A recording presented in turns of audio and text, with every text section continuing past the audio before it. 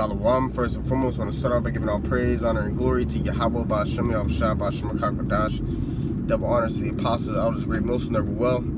Peace and blessings to the elect of Israel. Shalom and above all. Back at it with none less through the spirit and power of Yahweh, Ba'ashem, Yahushua. Lord willing, this video is edifying. And this is just a quick exhortation. Yahweh, Ba'ashem, Yahushua. Take it cheerfully, man. Take it cheerfully. You know, when you're catching hell, when you're going through your different trials and tribulations, your afflictions, you know, take it cheerfully.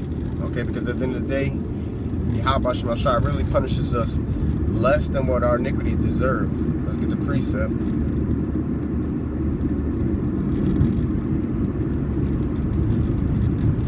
Micah 7:18. It says, "Who is the power like unto thee, that pardoneth iniquity, and passeth by the transgression of the remnant of his heritage? He retaineth not his anger forever, because he delighteth in mercy." You see?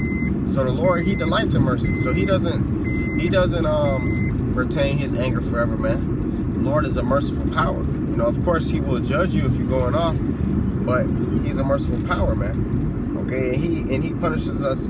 He pardons our iniquity, man. You know, he gives us less than what we deserve. Let me get the precept.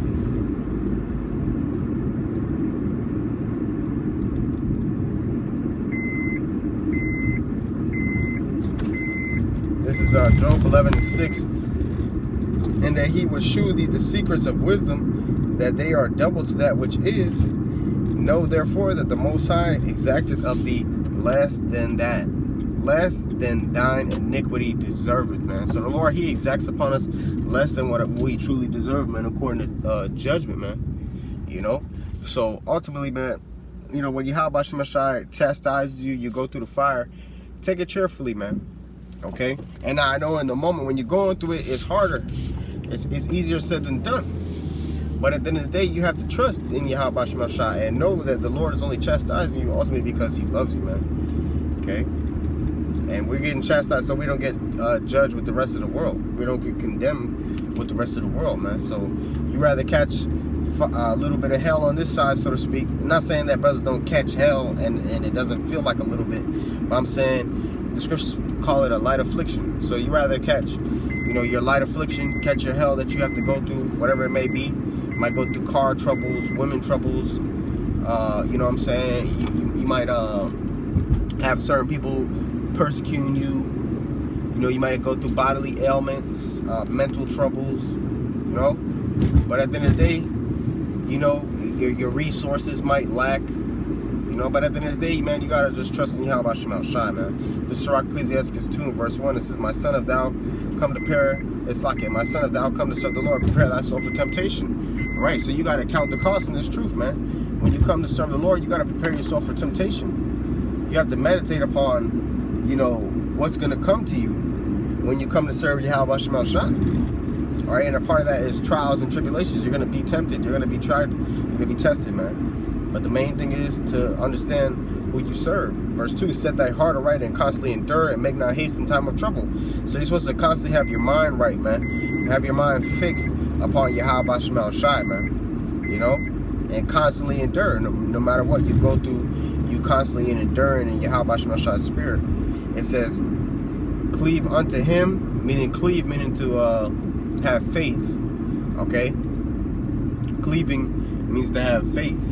So you gotta have faith in Yahweh Shai. Sirach, Ecclesiastes 25:12, it says, "Faith is the beginning of cleaving unto him." Alright? Now it says, "Cleave unto him and depart not away, that thou mayest be increased at thy last end." Right? So you have to cleave unto Yahweh Shai.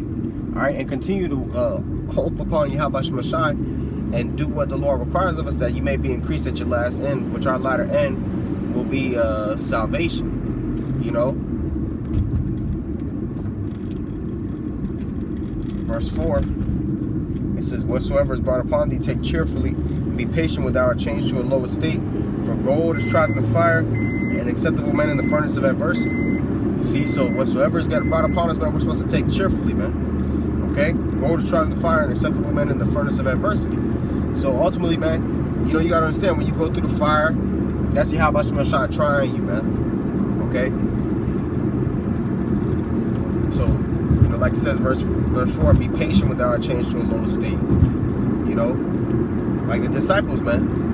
when they were persecuted, they rejoiced in it. This is Acts chapter 5, starting at verse 39. I'll start at verse 38. Acts 5 and 38. And now I say unto you, refrain from these men, and let them alone. For if this counsel or this work be of men, it will come to naught. But if it be of Yahweh Shemashah, ye cannot overthrow it, lest happily ye be found even to fight against the Most High. That's right, man. Okay? So, ultimately, this work is not of man. What the Lord is doing in us, the Lord is building up a beautiful work within us, and this work that the Lord is building up within us is not of man, it's of Yahweh Shemashah's spirit, so they can't overthrow it. The Lord likened us unto a brazen wall. Jeremiah, the 1st chapter.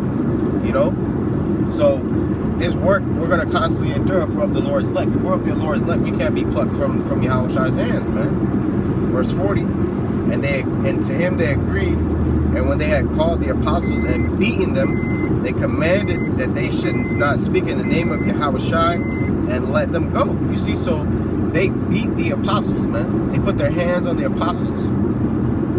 Alright? And commanded them not to speak in the name of Yahweh Shai, right? So that they went through hell. They caught hell. They went through chastisement.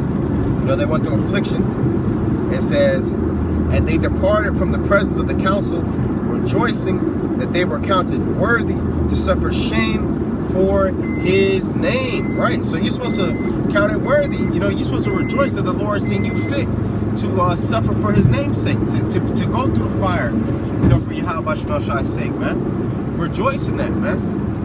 Okay? It says, and daily in the temple and in every house, they cease not to teach and preach Yahweh Shai Mashiach. That's right, man. Okay? So, ultimately, you got to understand that you got to keep enduring in this thing. You know, a just man falls 7 times and rises up again. Like it says, they daily preached Yahweh Shai, man. All right? And they didn't cease. You know, Yahweh Shai, the Lord, give us the spirit for our faith not to cease, man. And we continue fighting in this thing, because that's what it all matters at the end of the day. And sometimes you might get bitter, you might get angry, but like Scripture say, be angry and sin not, man. All right, don't let your emotions get you out the spirit. You know, even if you might feel like someone might have did you wrong or whatever, stay in the spirit, man. Stay in the spirit, because at the end of the day, you know, you want to be blameless, man. Okay, and like the Lord said, what is it if you be buffeted and you take it cheerfully, or you let me get it real quick.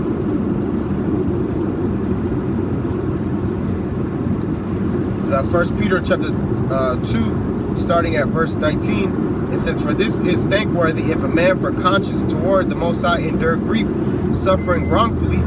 For what glory is it if when ye be buffeted for your faults, ye shall take it patiently? Right, like it says, in the lowest state, be patient with our change to a lower state.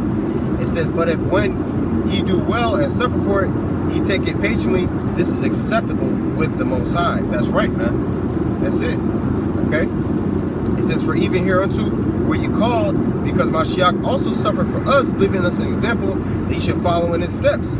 That's right, man. So point being, just like how Yahweh went through sufferings, we're going to go through sufferings too.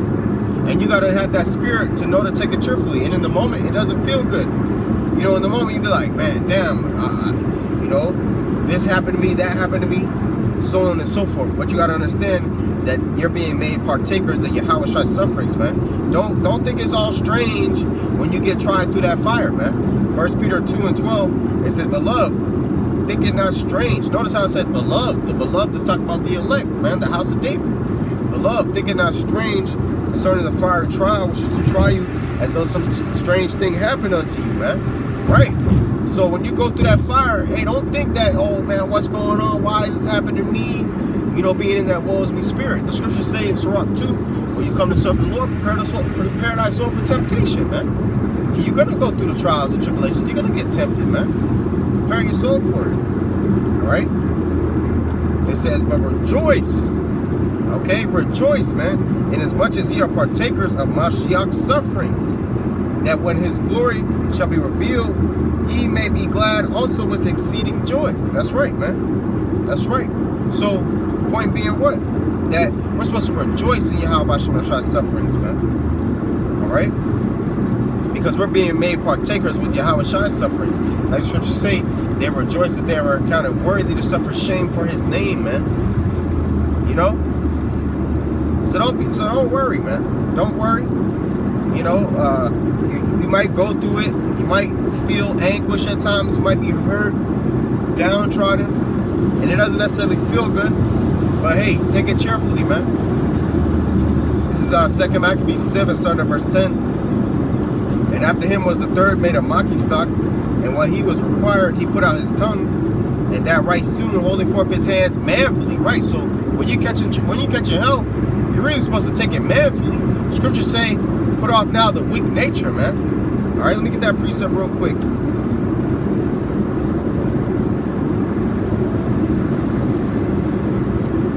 Second Ezra 14, starting at verse 13. Now therefore set thine house in order, and reprove thy people, comfort such of them as be in trouble, and now renounce corruption. Verse 14, let go from thee mortal thoughts, cast away the burdens of man, put off now the weak nature, and set aside the thoughts that are most heavy unto thee, and haste thee to flee from these times, man. That's right.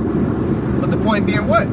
Let go from thee mortal thoughts, man. Stop thinking like a mortal.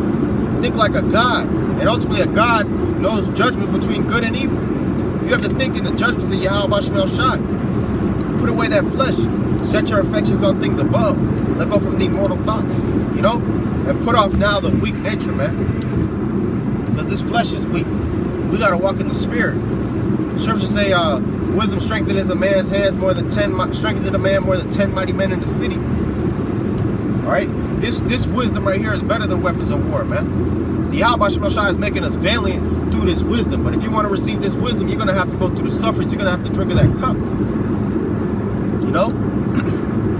So, hey, like the brother did in Maccabees, he held forth his hands manfully, man. 2 Maccabees 7 and 10, I'll read it again. After him was the third, made a mocking stock. And when he was required, he put out his tongue. And that right soon, holding forth his hands manfully, and said courageously, these I have from heaven, and for his laws I despise them, and from him I hope to receive them again. That's right. See? So it's the same thing in this flesh. The Lord gave us these bodies. But for Yahweh Shemel Shai's sake, we are killed all the day long. We despise these bodies, man. You know? It says, like I said, he hopes to receive them again, man. That's that faith you gotta have. Knowing that when you get tried through that fire, at the end you're gonna come out as gold. Right? Isaiah 13 and 12. Alright, he says, verse 12, insomuch that the king and they that were with him marveled at the young man's courage, that he nothing regarded the pains. That's right. Why? Because he took it cheerfully, man. He took it courageously. We are to do the same. 2 Maccabees 6 and 30. But when he was ready to die with stripes, this is Eleazar, our elder in Israel, and we learn from his example to this very day. But when he was ready to die with stripes, he groaned, and it is said, it is manifest of the Lord that hath the holy knowledge, that whereas I might have been delivered from death, I now endure sore pains in body by being beaten, but in soul am well content to suffer these things because I fear him, man. Right? So we got to put on that same spirit. Taking our hell cheerfully, man. So Lord, when this video was edifying, I want to give all praise, honor, and glory to Yahweh Shemel Shai, Shemel Kakadash, double honors to the apostle, others, great mills, and well, man. Peace and blessings to the elect of Israel, man. All right? You know, hey, continue fighting in this thing, man. Continue fighting. Yahweh Shemel Shai got us. You know, and we're getting tried so that we don't get condemned with the rest of the world, man. All right? So keep fighting, man. Keep enduring. The hell you catch is worth it. Take it cheerfully. Shalom and a baba ball. Kwam Yasharallah.